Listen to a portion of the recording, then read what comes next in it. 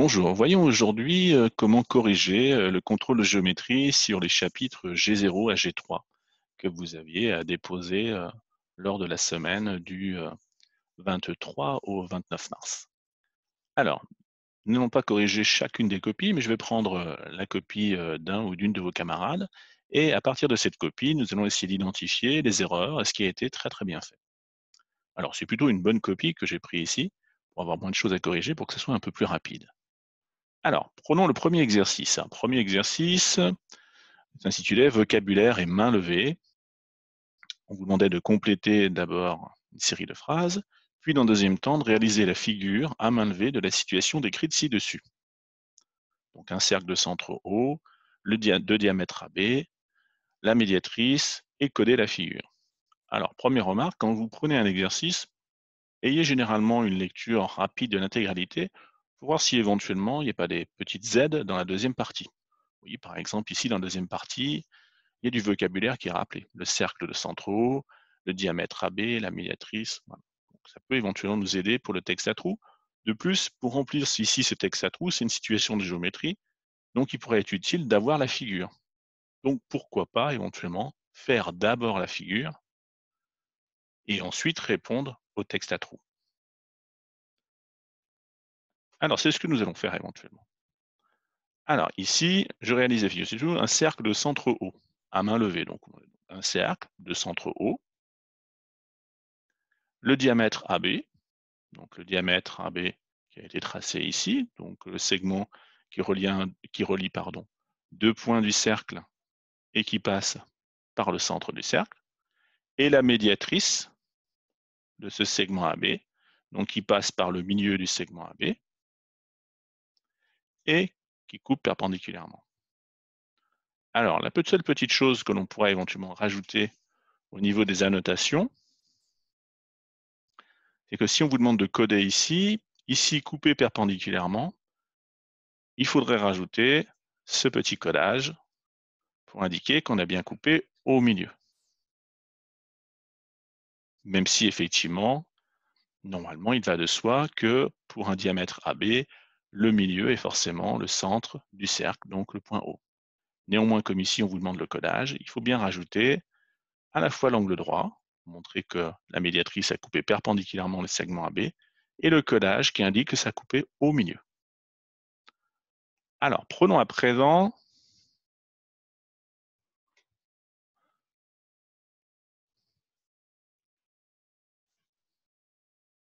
la première question. Alors, sur cette première question, remplir le texte à trous. Alors, je trace un cercle de centre O. Attention, l'erreur généralement rencontrée, c'est qu'ici, on met milieu à la place de centre. Je rappelle que pour un cercle, le bon terme, c'est centre. Milieu, c'est pour le milieu d'un segment. Et le diamètre AB. Qu'est-ce que le diamètre? Le diamètre, c'est la corde du cercle passant par A et par le milieu du cercle. Donc, le diamètre est la corde du cercle passant par A et par O. Alors, l'arc, bon, c'est un arc de cercle, a une longueur égale à la moitié du périmètre. Alors ici, je n'attendais pas forcément qu'on m'indique l'arc de cercle, mais plutôt qu'il était cet arc de cercle. Donc l'arc de cercle en question, ici, c'est l'arc de cercle, en fait, AB.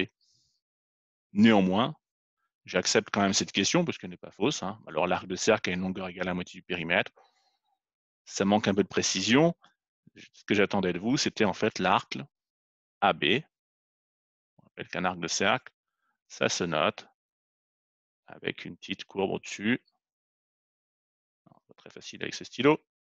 Donc l'arc AB. Je vais essayer de le faire un petit peu mieux à côté.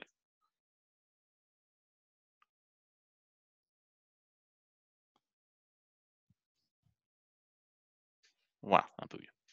Donc ce que j'attendais comme réponse pour vous, c'est effectivement l'arc AB a une longueur égale à la moitié du périmètre. Si le rayon du cercle est 3 cm, alors le segment AB, vous voyez qu'ici votre camarade avait mis une parenthèse et puis évidemment à corriger, donc c'est une bonne chose, puisqu'ici on parle du segment AB, donc c'est avec des crochets, a une longueur de 6 cm. Effectivement, le diamètre est 2 fois plus grand que le rayon. Si vous avez un rayon de 3 cm, le diamètre fait donc 6. Et la médiatrice du segment AB est la droite qui coupe ce segment en son milieu et perpendiculairement. Alors certains ont mis et est perpendiculaire à ce segment. Pourquoi pas, ça fonctionne aussi. Le plus simple, c'est qu'il coupe ce segment son milieu et perpendiculairement. Néanmoins, si vous avez mis est perpendiculaire à ce segment, c'est correct également. Donc voilà à peu près pour la première question, ce que j'attendais de vous. Donc attention à utiliser bien entendu les bons codages, le bon vocabulaire. Alors on va effacer tout ça, sinon je vais être gêné lorsque je vais te faire défiler. Voyons la suite. Alors le deuxième exercice, différent, on vous demande de décrire très précisément ces triangles et j'indique à quelle famille ils appartiennent comme dans l'exemple ci-dessous. Donc cela veut dire qu'on veut que vous utilisiez cet exemple. Donc on veut si possible que vous ayez la même présentation que dans cet exemple. Alors voyons déjà ce premier exemple. Ici c'est l'exemple pour le triangle RST. Donc il sera inutile de me refaire le cas du triangle RST puisque c'est déjà proposé ici en exemple. Donc, dans le triangle RST, les côtés RT et RS sont de même longueur. Alors RST est un triangle isocèle en R, ou sommet principal R. Pourquoi cette présentation-là? Parce que généralement, il est plus simple en fait de dire ce que l'on voit, ce qui prouve les choses, ce qui justifie avant d'arriver à la conclusion. Donc vous voyez qu'ici, dans cette présentation, on indique en fait dans le triangle ce qui nous permet d'arriver à la conclusion. Donc ce qui nous permet d'arriver à la conclusion que c'est un triangle isocèle en R, c'est que les côtés RT et RS sont de même longueur. Donc ce que j'attendais de vous, c'est d'utiliser exactement la même présentation. D'abord préciser ce qui permet de démontrer que c'est tel ou tel type de triangle. Alors bien entendu, si vous l'avez écrit dans l'autre sens, c'est-à-dire que vous êtes parti de la conclusion, puis vous avez éventuellement dit car, c'est correct, mais vous ne répondez pas intégralement à cet exercice puisqu'on vous demandait de vous servir de cet exemple. Alors, voyons les réponses de votre camarade. Alors, le triangle ABC, on pouvait observer qu'il avait un angle droit. Donc, ce que l'on pouvait dire, c'est que dans le triangle ABC, l'angle en B est un angle droit, alors le triangle ABC est rectangle en B. Pour le triangle EDF, qu'est-ce que l'on voit? Dans le triangle EDF, les trois côtés sont de même longueur, alors EDF est un triangle équilatéral. Donc on essaie de partir en fait de ce que l'on voit, de ce qui justifie pour arriver à la conclusion. Encore une fois, ce n'est pas la seule façon de faire, mais c'est probablement la façon la plus simple. Et vous êtes bien d'accord que généralement, quelle que soit la matière, la conclusion, on la donne à la fin. Dernier exemple, ici, qu'est-ce que l'on voit? Dans le triangle MON, l'angle en haut est un angle droit, ou est un angle de 90 degrés, et les côtés OM et ON sont de même longueur. Alors, le triangle MON est un triangle isocèle et rectangle en haut. Il a les deux particularités. Alors voyons un petit peu ce qu'a répondu votre camarade. Le triangle ABC est rectangle en B, alors ABC est un triangle rectangle. Alors ça, c'est une erreur relativement fréquente, c'est-à-dire qu'on part de la conclusion pour conclure. Donc c'est-à-dire qu'on se sert du fait que, ici on dit que le triangle est rectangle pour dire qu'il est rectangle. Donc il y a quelque chose qui ne va pas. Okay. Généralement, la difficulté, c'est que parfois, vous connaissez bien les triangles, et c'est relativement simple pour vous de les reconnaître. Ce qui est plus difficile, en fait, c'est de réussir à rédiger ça de façon cohérente. Alors, pour l'instant, ce n'est pas très, très grave, on est là pour apprendre, mais c'est ce qui va vous permettre, peu à peu, d'apprendre à rédiger, et ce qui sera utile, notamment pour 5e, 4e, 3e. Donc déjà, premier petit problème sur cette première phrase. Alors, voyons la deuxième. Le triangle DEF est équilatéral, car ses trois côtés sont de même longueur. Alors, la justification est correcte. Le seul petit défaut, c'est qu'effectivement, la construction n'est pas du même type que celle que j'avais demandé. Moi, j'aurais préféré qu'on me dise que dans le triangle DEF, les trois côtés sont de même longueur, alors le triangle DEF est équilatéral. Néanmoins, cette deuxième proposition pour le triangle DEF est particulièrement et parfaitement juste. Dans le triangle MNO, les côtés MO et ON sont de même longueur et est rectangle en haut. Il faut utiliser de dire c'est est rectangle en haut parce que est rectangle, c'est ce qu'on utilise pour dire qu'un triangle a un angle droit. Donc ici, il vaudrait mieux dire et l'angle en haut est un angle droit. Et l'angle en haut mesure 90 degrés. Alors, MNO est un triangle isocèle rectangle, et là, il faudrait préciser ce que j'avais précisé dans ma proposition, isocèle rectangle en haut. Quand vous avez un triangle isocèle ou un triangle rectangle, voire même quand il est les deux, il faut bien préciser en quel point il est isocèle et en quel point il est rectangle. Alors, petite remarque, vous voyez que si un triangle est isocèle et rectangle à la fois, il est fortement isocèle et rectangle en un même point. Alors, voyons un peu pour la suite. Alors, ne vous inquiétez pas, hein, vous aurez aussi le corrigé écrit dans les fichiers, dans la partie espace de travail. Alors, exercice 3. Suivre un programme de construction. Donc, pour les deux programmes, je réalise d'abord la figure à main levée, puis je trace en vraie grandeur. Je vous rappelle que réaliser la figure à main levée, c'est un travail préparatoire quasi indispensable pour éviter un grand nombre d'erreurs pour pouvoir tracer après une figure. Alors, ça sera d'autant plus vrai lorsqu'on tracera des quadrilatères. Alors, voyons ici, je construis le triangle ROT, isocèle en R. Alors, petite faute de frappe, telle que la longueur du segment RO est égale à 6 cm et la longueur du segment TO est égale à 4 cm. La figure à main levée me semble parfaite. Elle est lisible, peut-être un peu petite, alors on se rend moins compte ici parce que sur l'écran c'est un peu zoomé éventuellement. Peut-être un peu petite, mais en tous les cas, elle est bien claire, et c'est le plus important. La figure à main levée, elle est là pour nous aider. Donc si c'est une sorte de petit timbre-poste où on n'arrive à rien à voir dessus, ça ne va pas nous aider. Donc il faut que ça soit propre, clair, et que toutes les informations soient reportées. Donc là, on a bien un triangle ROT isocèle en R. Les deux côtés, les côtés RT et RO ont été codés de la même longueur. La longueur 4 cm a été reportée sur le segment TO et 6 cm sur le segment RO. Du coup, pour le tracer, on se retrouve dans la situation où on doit tracer un triangle dont on connaît les trois côtés, puisque si celui-ci fait 6 cm, le côté RT fait aussi 6 cm. On a l'embarras du choix. Alors, ici, votre camarade a bien laissé les traits de construction, donc on peut très facilement voir comment elle a procédé. Elle a choisi d'abord de tracer le côté RT de 6 cm. Ensuite, elle savait que le point O était à 6 cm de R, donc elle a pris son compas et tracé un arc de cercle de rayon 6 cm dont le centre était R. C'est ce qu'on voit tracé ici. Et comme elle sait aussi que le point O est à 4 cm du point T, elle a tracé avec son compas, un arc de cercle, cette fois de rayon 4 cm, et de centre R, le point d'intersection étant le point O qui est à la fois à 4 cm de T et à 6 cm de R. Donc le tracé est parfait, de plus il est propre, et j'arrive même à savoir comment votre camarade a tracé. Et elle a rajouté les collages. C'est une bonne chose à faire. Alors, je ne l'avais pas demandé ici, mais c'est une bonne habitude à prendre. Alors, voyons pour la suite. Construire un triangle ARC rectangle en R, tel que la longueur du segment RA est de 4 cm et la longueur du segment CA 6 cm. Figure à main levée, suffisamment lisible. Donc CAR, rectangle donc en R. Alors, même si c'est une figure à main levée, rien ne nous empêche à main levée d'essayer de faire à peu près un angle droit. Plus votre figure à main levée se rapprochera en fait de la réalité, plus ce sera une aide précieuse. Le tout, bien entendu, on ne va pas perdre du temps à essayer de faire un angle droit précis, ce n'est pas le but de la figure à main levée. Mais on essaie de faire quelque chose qui soit un peu cohérent. De la même façon, si sur une figure vous avez un angle aigu à tracer, sur la figure à main levée, faites un angle aigu. Alors, le codage de l'angle droit en R, les longueurs 4 cm et 6 cm ont été reportées sur la figure à main levée, elle peut maintenant nous aider. On est dans le cas de figure où on a deux longueurs et un angle. Donc, dans ce cas de figure-là, le seul chemin possible, c'est d'abord de tracer le côté que l'on connaît de l'angle droit. Donc ici, ce sera le côté CA. Et vous voyez que c'est ce qu'a fait votre camarade. Elle a tracé, en fait, j'ai dit CA, j'ai dit une bêtise, le côté AR, le côté AR de 4 cm.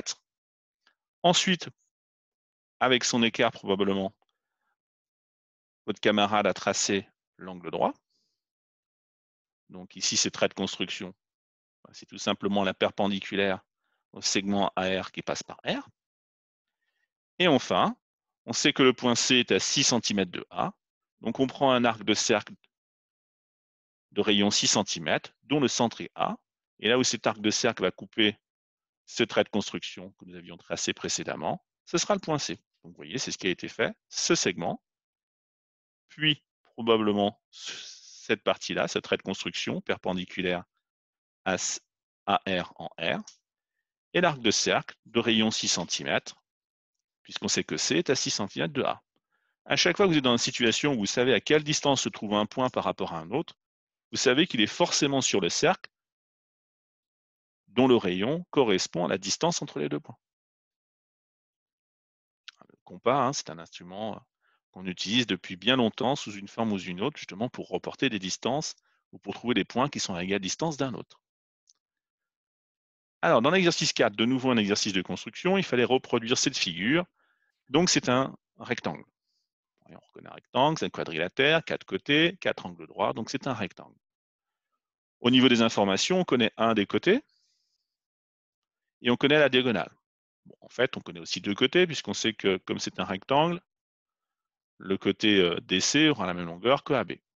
Ce que l'on constate, en fait, c'est que ce rectangle, en fait, c'est la combinaison de deux triangles rectangles. Le triangle DAB, rectangle en A, et le triangle DBC, rectangle en C. Alors, au niveau de la construction, on peut se servir, en fait, de ce que l'on a fait avec un triangle rectangle. Tracer, par exemple, AB de 7 cm, tracer l'angle droit ici, et ensuite prendre un arc de cercle de 9 cm de centre B, et là où ça va couper la perpendiculaire à AB qui passe par A, on trouvera le point D. Une fois qu'on aura A, D, B, on a l'embarras du choix pour trouver le dernier point. On pourrait retracer cette perpendiculaire, tracer également une perpendiculaire ici, et là où ça se coupe, on trouverait C. Ou on pourrait, à partir de B, reprendre la longueur AD, tracer l'arc de cercle, et reprendre la longueur AB de 7 cm, et partir du point, prendre comme centre D, et retrouver un arc de cercle de 7 cm. On trouverait aussi le point C. Et il y a encore d'autres possibilités. À chaque fois que vous avez un quadrilatère à placer, à tracer, une fois que vous avez déjà trouvé 3 sommets, généralement, en tous les cas, pour les quadrilatères particuliers, c'est généralement le cas de ceux qu'on vous demande de tracer, en fait, vous avez après un grand nombre de possibilités pour placer le dernier point. Alors, voyons comment a procédé votre camarade grâce aux traits de construction qui ont été laissés. Alors, je constate qu'a priori, le départ a été celui que j'ai proposé. Un côté AB de 7 cm, la perpendiculaire à AB qui passe par A qui a été tracée, vous voyez, c'est un trait de construction, donc votre camarade n'a pas hésité à le prolonger. Hein. C'est vraiment un trait de construction. L'arc de cercle de centre B est de rayon 9 cm qui a été tracé à partir de B, donc le centre B, un arc de cercle, et là où la perpendiculaire a coupé l'arc de cercle, c'était le point D. Ensuite, votre camarade, a priori, a dû tracer, j'imagine, la perpendiculaire au segment AB qui passe par B, donc ce trait de construction, vous voyez, et a repris la même méthode que pour trouver le point D, donc c'est-à-dire qu'elle a pris la longueur de la diagonale de 9 cm et tracé un arc de cercle de centre A et de rayon 9 cm et trouvé le point C. Il n'y avait plus qu'à fermer la figure et à bien coder les 4 angles droits de notre rectangle. Alors, voyons à présent le tout dernier exercice. Donc, dans cet exercice, qui s'intitulait Des quadrilatères tous par an, je complète le document ci-dessous en indiquant les propriétés qui font que c'est un rectangle, un losange, un parallélogramme, un quadrilatère, et j'identifie celui qui est tout à la fois. Alors, vous aviez, pour ce faire, un exemple pour les triangles. Alors, c'est un système avec des boîtes. On pourrait retrouver la même chose en SVT hein, pour la classification des êtres vivants. Je ne sais pas si vous avez déjà fait ça. Ici, ce serait, on classifierait en fait les triangles.